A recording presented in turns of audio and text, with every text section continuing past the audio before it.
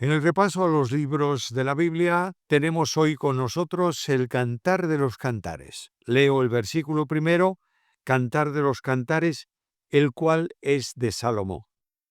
Se trata de un poema de amor entre una mujer joven campesina y el rey Salomón. En él se describe la expresión de amor sincero y se hacen comparaciones entre ellos singularmente bellas. El libro trata de la sexualidad humana en el matrimonio. Título. En hebreo, el título del libro equivale literalmente a El Cantar de los Cantares o también la mejor de las canciones. Tanto en hebreo como en griego se hace referencia al mejor cantar de todos los escritos por Salomón. Autor y fecha. Salomón reinó Israel durante el último periodo del Reino Unido, durante 40 años, de 971 a 931 a.C. La misma introducción al poema atribuye el escrito a Salomón. Es interesante apreciar que aparece 7 veces el nombre de Salomón en el libro, y es también aceptado como el autor por los judíos y por la Iglesia. Si la autoría es sencilla de determinar, la fecha puede oscilar a lo largo del reinado de Salomón. Considerando la trayectoria de la vida del rey de Israel, pareciera que la datación debiera establecerse en un tiempo anterior a su fracaso espiritual propia del final de su reinado, más o menos sobre el año 900 a.C. Canon.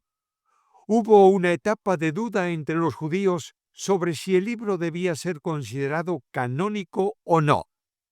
Una de las razones apuntadas era la ausencia del nombre de Dios en todo libro.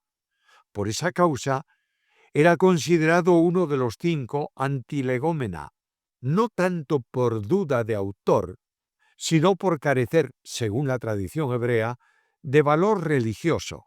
Esto generó arduas y largas discusiones resueltas definitivamente en el concilio de Jamnia en el año 90 después de Cristo, en que se aceptó como inspirado y pasó a ocupar el puesto que tiene en la sección tercera de los libros sagrados, los agiógrafos, y dentro de ellos del grupo de 5 libros, que son Cantares, Ruth, Lamentaciones, Eclesiastés y Esther.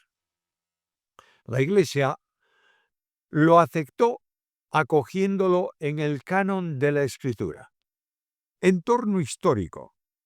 Se trata de un canto de amor entre Salomón y la Sulamita, capítulo 6, versículo 13. Dice: vuélvete, vuélvete, oh Sulamita. Vuélvete, vuélvete, y te miraremos.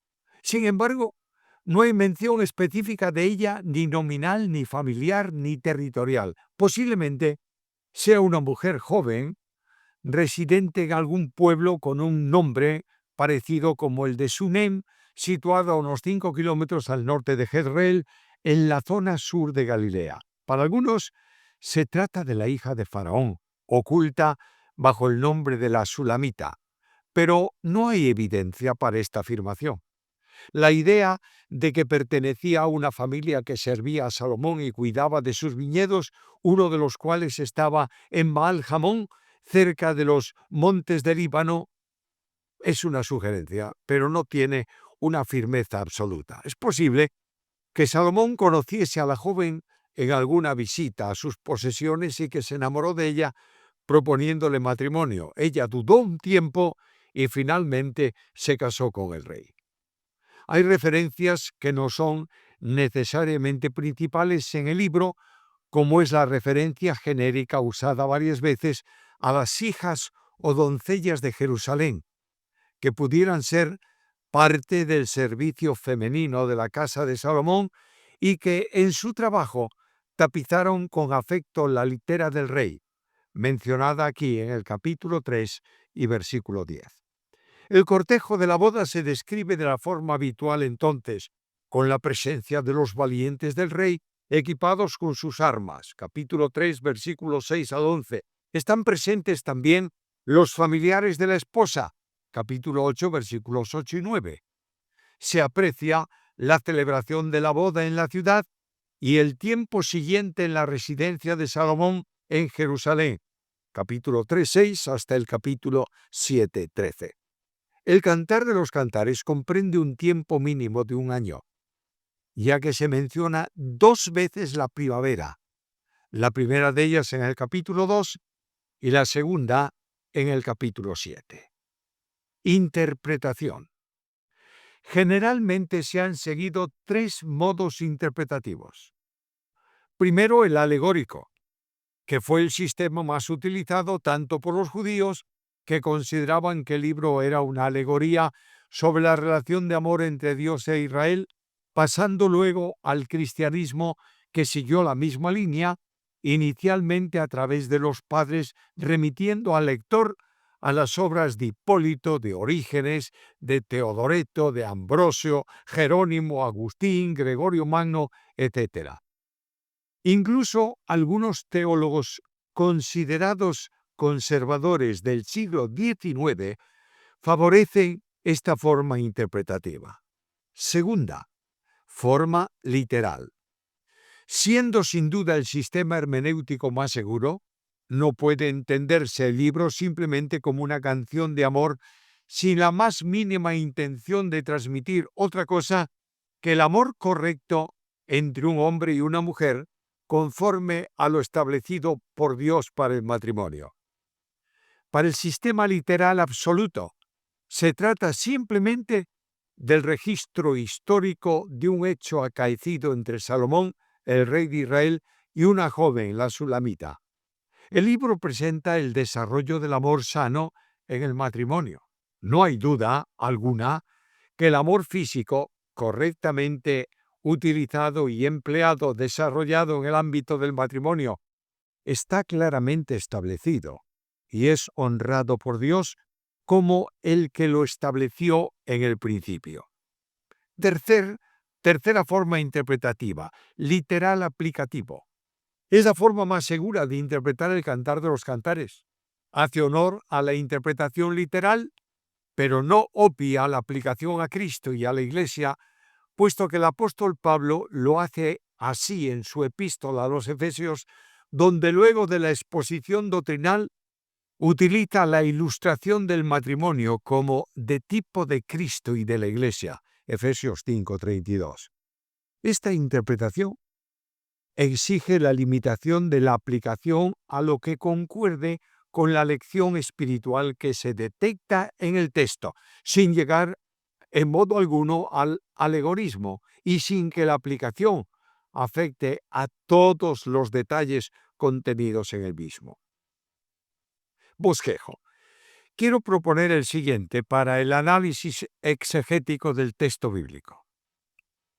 Primeramente, el título, versículo 1:1. Segundo, el cortejo, capítulo 1:2 al capítulo 3:5. Tercero, el cortejo de bodas, capítulo 3:6 al versículo 11. Cuarto, la vivencia del matrimonio, capítulo 4:1 a 5:1. 5. El fin de la luna de miel, capítulo 5:2 al capítulo 6:13. 6. El desarrollo del matrimonio, capítulo 7:1 al 8:4. 7.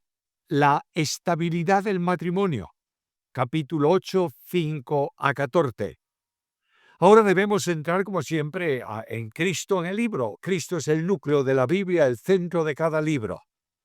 Siendo un canto de amor, la presencia de Cristo sustancia la realidad del verdadero amor en el matrimonio, que se convierte en un ejemplo visible del amor del Señor hacia su esposa, la Iglesia. Podemos seleccionar un texto del apóstol Pablo. Maridos, amad a vuestras mujeres así como Cristo amó a la Iglesia y se entregó a sí mismo por ella. Efesios 5:21. El amor del marido para la mujer y la relación entre ambos en todos los términos de la palabra han de descansar en un amor sincero que sobrepasa el natural del hombre. Es muy importante notar que no se hace aquí una comparación sobre la realización simbolizada en el marido de la que hay entre Cristo y la Iglesia. Es decir, no se trata de una relación, sino de una acción de Cristo en la que Él amó a la Iglesia. El objeto del amor de Cristo es la Iglesia en una dimensión tal que se entregó a sí mismo por ella. Quiere decir que para que la Iglesia viniese a ser una realidad, Cristo tuvo que entregarse por ella. De otro modo, la Iglesia se constituyó como tal a causa de la operación de entrega de Cristo en amor por ella. La Iglesia necesitó de la obra de salvación y ésta solo se produce en un acto de entrega incondicional de Cristo por amor. El Salvador se entregó a sí mismo a favor de la Iglesia. La expresión está muy ligada al mensaje profético sobre Cristo descrita, entre otros lugares, en el capítulo 53 de Isaías. El amor que se demanda aquí para el marido no es el eros natural que se funda en la valía y belleza de la mujer, es el ágape, que expresa un amor desinteresado y de entrega. Se trata de que el marido ame a la esposa no con la intensidad y dimensión con que Cristo amó a la Iglesia, cosa imposible en el plano limitado de los hombres, sino con un amor de la misma calidad que el que tuvo Cristo para ella, para la Iglesia. El apóstol recuerda que en ese amor de Cristo se entregó a sí mismo por ella. Es un amor de entrega que solo busca el beneficio de la esposa sin interés egoísta alguno. La ama no por lo que puede recibir, sino por necesidad personal de amarla. La importancia del tema es tal que el apóstol introduce el mandamiento mediante el uso de un imperativo que demanda amor para las esposas y que al estar en plural se refiere a la totalidad de los maridos y a la totalidad de las esposas. Todos los maridos, sin excepción, debemos amar a nuestras esposas. Tal demanda está plenamente justificada en un contexto en que anteriormente pidió sujeción a las esposas, aunque el marido pueda entender que Dios lo ha colocado en una posición de liderazgo y por tanto de responsabilidad en relación con la esposa, no significa en modo alguno que esa relación se convierta en un mero arbitrio autoritativo. Se trata de que el marido no se considere señor y por tanto sea un tirano para la esposa, sino que todo lo contrario, que el marido busque como fin prioritario absoluto amar desinteresadamente a su esposa y manifestárselo en sus relaciones. La autoridad del marido es una autoridad en amor. El liderazgo dentro del hogar y del matrimonio solo es posible en amor. Ese amor demandado no es posible encontrarlo en el plano del hombre natural, ya que surge solamente en el poder y en la plenitud del Espíritu. Efesios 5:18. Es el mismo amor de Dios que se derrama en el corazón del cristiano por la acción del Espíritu Santo. ¿Supone esto que cualquier otra forma de amor del marido para la esposa queda excluida? Debe entenderse que el amor erótico, propio del eros, no cabe en esta demanda, todo lo contrario. Cabe absolutamente, puesto que el amor erótico, que comprende las actividades sexuales, está santificado por Dios dentro del matrimonio. Un mal entendimiento de esto puede traer serios problemas. Es verdad que Pablo pide amor desinteresado, amor de entrega, pero debe tenerse en cuenta que las relaciones íntimas en el matrimonio descansan precisamente en la entrega. El marido no es dueño de su cuerpo, sino la esposa, y viceversa. 1 Corintios capítulo 7, versículo 4. El amor es el que deja de buscar el eros e insatisfacción personal para buscar desinteresadamente la satisfacción del otro. Lo mismo que cabe en el amor eros, cabe también en el filía, amor de amistad y de compañerismo. Nada puede haber más destructivo que dejar de ser amigo de la esposa. Es una entrañable y encantadora relación de amistad cotidiana la que debe desarrollarse en el matrimonio. Ello requiere que haya tiempo para diálogo, actividades comunes que unen y vinculan, objetivos sociales y culturales en los que se involucran ambos cónyuges. El amor desinteresado en que se funda el mandato eleva a las otras expresiones de amor porque las conduce al desinterés y a la entrega. Este es precisamente el campo en donde el cristiano tiene acceso y debe ser su experiencia natural de vida. Sin embargo, para que no quede duda alguna en la dimensión del mandato de amar a las esposas, el apóstol añade, así como Cristo amó a la Iglesia, un elemento de capital trascendencia, y se entregó a sí mismo por ella. La primera razón de este énfasis y precisión en el amor demandado es que para el creyente, en este caso los maridos, presten atención al infinito amor con que Cristo amó a la Iglesia. Es necesario entender que ese amor es un amor general, pero no deja de ser un amor personal. Pablo dice que el Señor me amó y se entregó a sí mismo por mí. En la medida en que el esposo cristiano comprende el alcance del amor de Cristo por él, estará en condiciones de comprender el alcance del mandamiento de amar a su esposa. En segundo lugar, para que el marido conozca el alcance testimonial de ese mandamiento, ama a la esposa para que sea una expresión del profundo misterio del amor de Cristo para con la Iglesia. Efesios 5:32. En la relación práctica de amor del marido hacia la esposa debe entenderse en la misma calidad de amor con que Cristo amó a la Iglesia. El Señor amó y ama a la Iglesia a pesar de sus defectos, indignidades e incluso rebeldía. Por tanto, de la misma manera tiene que manifestar el esposo su amor hacia su esposa. No tuvo el Señor en cuenta cómo éramos. Simplemente dice la Biblia que el Salvador murió por nosotros, haciéndose obediente hasta la muerte y muerte de cruz. Por tanto, es necesario entender que el amor que se demanda, si es semejante al de Cristo, no puede ser algo teórico, basado solo en meras palabras o en buenos propósitos. El marido que ama a su esposa con un amor de entrega lo pone de manifiesto en hechos concretos.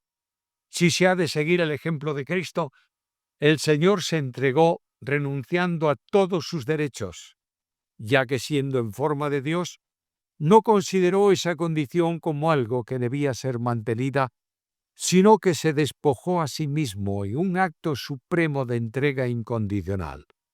Filipenses 2, 6 y 7. Esta es la demanda de amor para el creyente. Haya pues en vosotros este sentir que hubo también en Cristo Jesús. Ese es el amor que se resume y se expresa en la enseñanza del libro que tenemos delante. Un amor general, un amor desinteresado, un amor que eleva la categoría social de matrimonio a una mera relación entre hombre y mujer, para enfocarla a una vida de testimonio en un mundo en donde se rechaza a Dios, mientras que se hace visible esa relación de Dios con los suyos, en la relación del marido con la mujer. Vayamos al Cantar de los Cantares. Estudiemos el contenido del libro. Apliquémoslo primeramente a nuestra relación individual y personal con nuestra esposa. Y luego después, glorifiquemos y bendigamos a Dios, viviendo en el matrimonio conforme al amor y de acuerdo con el amor que Cristo muestra para la Iglesia.